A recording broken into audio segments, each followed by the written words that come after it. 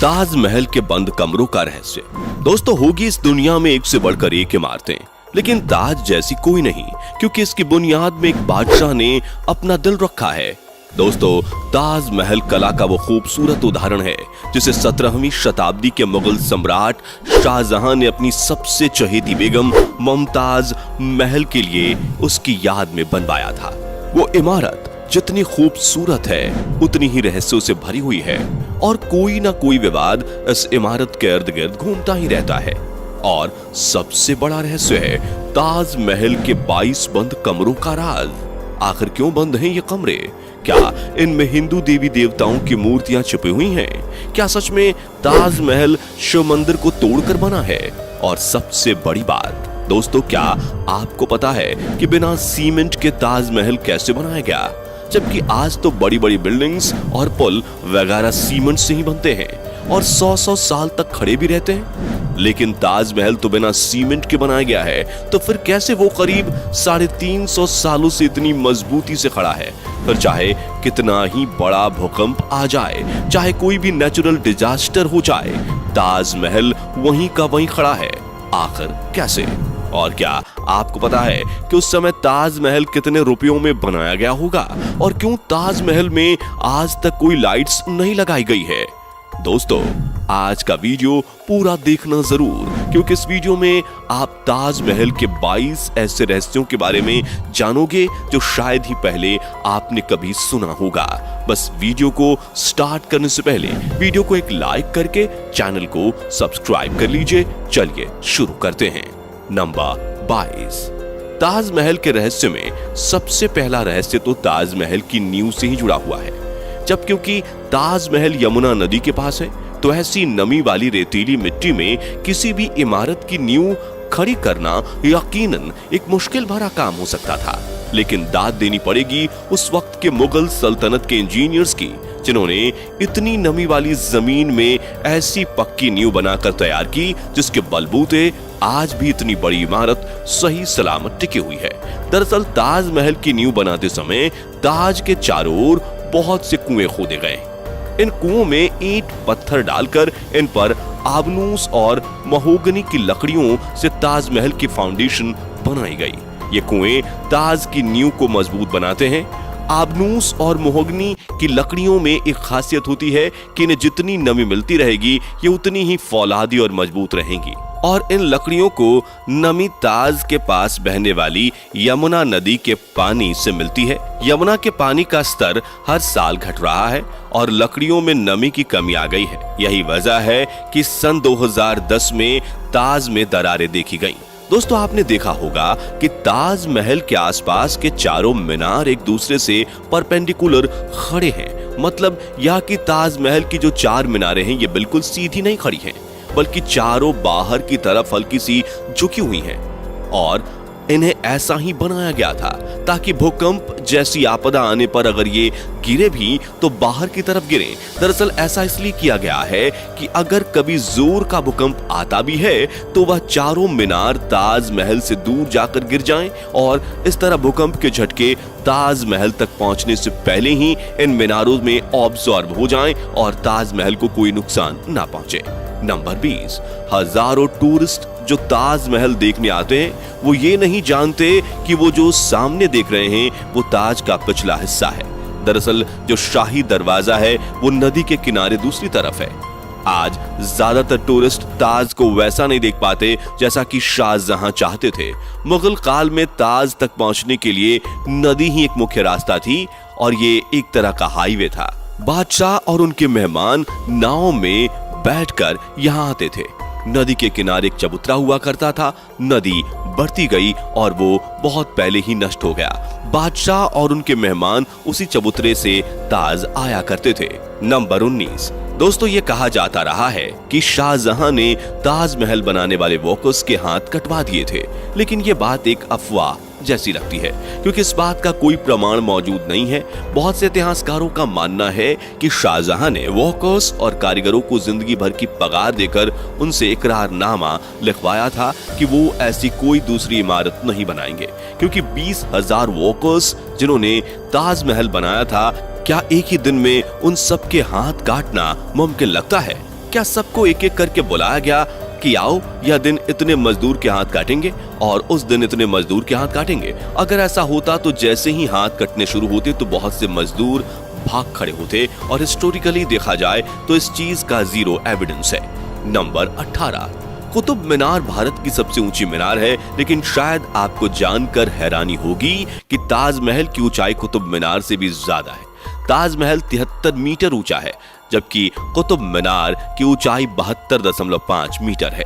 Number 17, Taj Mahal के साथ में उसके 22 कमरों का रहस्य भी जुड़ा हुआ है, जिसके बारे में लोगों का कहना है कि उन 22 कमरों में हिंदू देवी देवताओं की मूर्तियां बंद हैं। दरअसल दोस्तों, जब यह अफवाह ज्यादा फैलने लगी और कुछ मीडिया वालों ने सोशल मीडिया पर डिबेट को जबरदस्ती जारी रखा, जिसके चलते ASI के सोर्सेज ने इंडियन एक्सप्रेस को बता दिया कि जो 22 रूम्स हैं, असल में ये रूम्स नहीं है, बल्कि यह एक लंबा सा कॉरिडोर है जिस पर दरवाजे लगाए गए हैं। और ऐसा भी नहीं है कि इन बंद दरवाजों को सदियों से खोला ना गया हो। ASI के स्टाफ के अकॉर्डिंग हर 1 से 2 हफ्ते में इन बंद दरवाजों को खोलकर अंदर की सफाई की जाती है। इन सब के बावजूद प्रोपागेंडा थमने का नाम नहीं ले रहा था, जिसके बाद आर्कियोलॉजिकल सर्वे ऑफ इंडिया ने इन बंद कमरों के अंदर की फोटोज पब्लिकली दिखा दी। ये देख लो, इन कमरे के अंदर का नजारा कुछ ऐसा दिखता है। आगरा के ASI चीफ AK पटेल ने इंडिया टुडे को बताया कि ये पिक्चर्स अब ASI की वेबसाइट पर लाइव आपको मिल जाएंगी और कोई भी इन पिक्चर्स को देख सकता है उनकी वेबसाइट पर जाकर। नंबर 16, दोस्तों, बिना सीमेंट के आखिर इतना बड़ा मॉन्यूमेंट खड़ा कैसे हो गया, जबकि सीमेंट का आविष्कार 1824 में एस्पिदीन नाम के एक इंटेलिजेंट इंसान ने किया था, जो कि इंग्लैंड में रहते थे, और इन्होंने ही दुनिया का सबसे पहला सीमेंट कंपनी बनाया था, जिसका नाम था पोर्टलैंड सीमेंट। और ताजमहल का कंस्ट्रक्शन 1631 में शुरू हुआ और 1648 में जाकर पूरा भी हो गया, लेकिन बिना सीमेंट के ही यह खड़ा हो चुका था, जिसे आज तक एक भी खरोंच नहीं आई। दरअसल सीमेंट के इन्वेंशन से पहले कंस्ट्रक्शन के लिए खास तरह का पेस्ट इस्तेमाल किया जाता था, और ताजमहल को बनाने में जो सीक्रेट पेस्ट का इस्तेमाल होता था उसमें गुण, बतासा, बेलगरिका, पानी जैसी और भी बहुत सारी चीजों को डालकर पेस्ट बनाया जाता था। नंबर 15, ताजमहल का निर्माण 1631 में शुरू हुआ था और 1653 में लगभग 22 साल तक 20,000 मजदूरों की कड़ी मेहनत के बाद इस खूबसूरत नायाब इमारत को तराश कर बनाया गया था।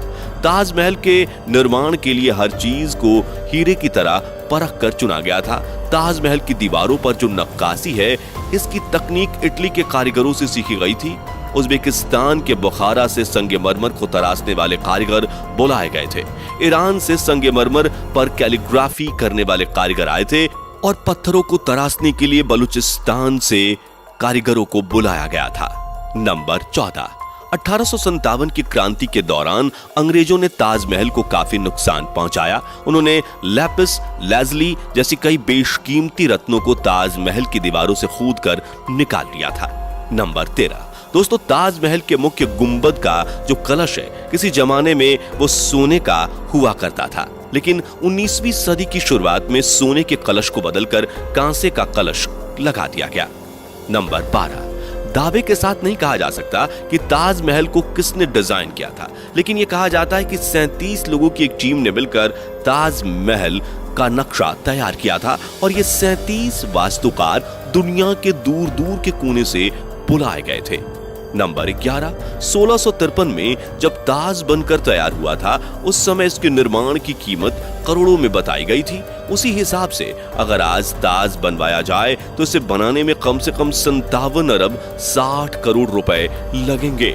नंबर 10, दोस्तों, ताजमहल को जितना दूर से देखते हैं यह हमें उतना बड़ा दिखाई देता है, लेकिन जैसे जैसे हम इसके करीब जाते हैं यह इमारत छोटी होती जाती है और ताजमहल दिन में 4 बार रंग बदलता है। जैसे अगर आप इसे सुबह 4 बजे देखेंगे तो ये काला दिखेगा, सुबह तारों की रोशनी में ये गुलाबी दिखेगा, दिन में इसका रंग दूधिया हो जाता है और पूनम की रात को ताजमहल सुनहरा दिखाई देता है, लेकिन इसका रहस्य आज तक कोई पता नहीं लगा पाया है।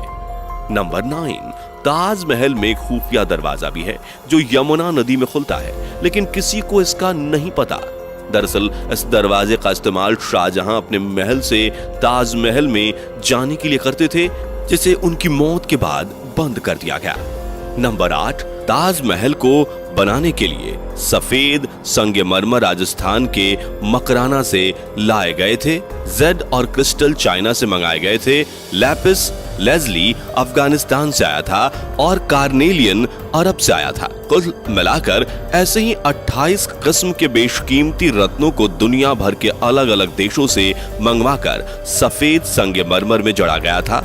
इन सब चीजों को विदेश से आगरा लाने के लिए 1000 से भी ज्यादा हाथे इस्तेमाल किए गए थे।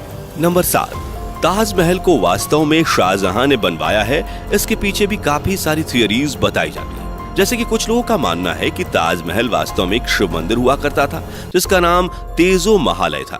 दरअसल दोस्तों 1989 में एक भारतीय लेखक पीएन ओक ने एक किताब लिखी थी जिसका नाम था ताजमहल द ट्रू स्टोरी।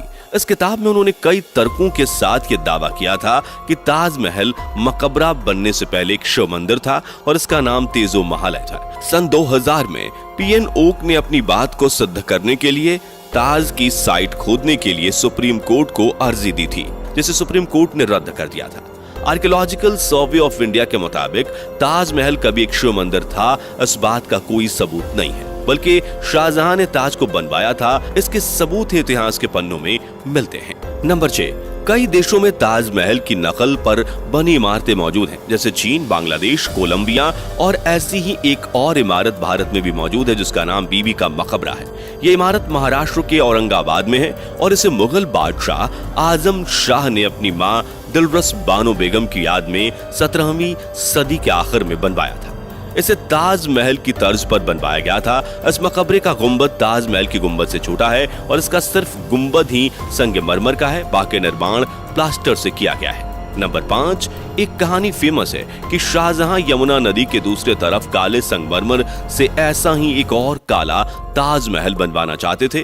कहा जाता है कि शाहजहां मुमताज की तरह अपने लिए भी एक मकबरा बनाना चाहते थे, लेकिन इससे पहले कि वो काला ताजमहल बनवा पाए औरंगजेब ने उनको कैद खाने में डलवा दिया। लेकिन इतिहासकार कहते हैं कि ये बाद में बनाई गई मनगढ़ंत कहानियां हैं। जिस जगह शाहजहां के काले ताजमहल बनाने की बात की जाती है वहां कई बार खुदाई की जा चुकी है, लेकिन ऐसा कोई सबूत नहीं मिला जिससे ये पता चले कि शाहजहां काला ताजमहल बनवाना चाहते थे। नंबर 4, ताजमहल की सबसे ज्यादा पॉपुलैरिटी इसके कंस्ट्रक्शन से जुड़ी अद्भुत प्रेम कहानी की वजह से है। शाहजहां ने अपनी बेगम मुमताज महल की याद में इस इमारत को बनवाया था। मुमताज का असली नाम अर्जुमंद बानो बेगम था। शाहजहां ने उन्हें मुमताज महल नाम दिया, यानी महल का सबसे अनमोल रत्न। महज 38 साल की उम्र में अपनी 14वीं संतान को जन्म देते वक्त मुमताज की मौत हो गई। उस वक्त वो बुहारनपुर में थी। अपनी बेगम की मौत से बादशाह बेहद दुखी हुए, जैसे कि उनकी जिंदगी बर्बाद हो गई और आखिर में उनकी याद में शाहजहां ने ताज को बनवाने का फरमान जारी किया। नंबर 3, पहले मुमताज को बुहारनपुर में ही दफनाया गया। इसके बाद शाहजहां ने ताज को बनवाना शुरू किया। उसके बाद बुहारनपुर से मुमताज की डेड बॉडी को निकालकर जहां ताज महल बन रहा था उसके पास एक गार्डन में दफनाया गया। ताज महल को तैयार होने में 22 साल लगे, जब तक मुमताज की डेड बॉडी गार्डन में बनाई गई कब्र में ही दफन रही। बाद में उसे ताज महल के अंदर मुख्य गुंबद के नीचे दफनाया गया। नंबर 2, जिस वक्त शाहजहां बादशाह बने वो मुगल सल्तनत का सबसे सुनहरा दौर था, या यूं कहें शाहजहां का जमाना मुगल हुकूमत के पसंद जैसा था। चारों तरफ अमन और खुशहाली थी। प्रजा के लिए बादशाह का हुक्म ही सबसे ऊंचा होता था। शाहजहां की बादशाहत में लड़ाइयां नहीं होती थी। वो जबरदस्त शानो शौकत, ऐशो इशरत का दौर था। बादशाह को बड़ी बड़ी इमारतें बनवाने का शौक था। उन्होंने मुगल वास्तुकला के साथ भारत के प्राचीन इतिहास को मिला दिया था। नंबर 1, शाहजहां जानते थे कि ये दौलत, ये ताकत, ये शानो शौकत एक दिन सब खत्म हो जाएगा। उन्होंने सोचा कि कुछ ऐसी यादगार चीज बनाई जाए जो हमेशा रहे, और शाहजहां ने अपनी पत्नी की याद में ताज को बनवाया। आज बादशाह ही नहीं रहे, उनकी हुकूमत नहीं रही और उनकी सल्तनत को भी खत्म हुए कई जमाने गुजर गए। बस एक ताज है जिसने बादशाह की सदियों पुरानी प्रेम कहानी को खुद में संजोए रखा है। प्रकृति की गोद में चांद सी जगमगाती ये भव्य इमारत सदियों से दो प्रेमियों के प्यार की अमर कहानी सुनाती आई है और सदियों तक सुनाती रहेगी। दोस्तों उम्मीद करते हैं कि आज की ये वीडियो आपको जरूर पसंद आई होगी। साथ ही आप किस शहर में रहते हो और क्या आपने ताजमहल देखा है, हमें कमेंट करके बताइए और चैनल को सब्सक्राइब करके वीडियो को ज्यादा से ज्यादा शेयर जरूर करें ताकि यह जानकारी हर किसी को मिल सके। और दोस्तों आप किस तरह का वीडियो देखना चाहते हैं हमें जरूर बताएं।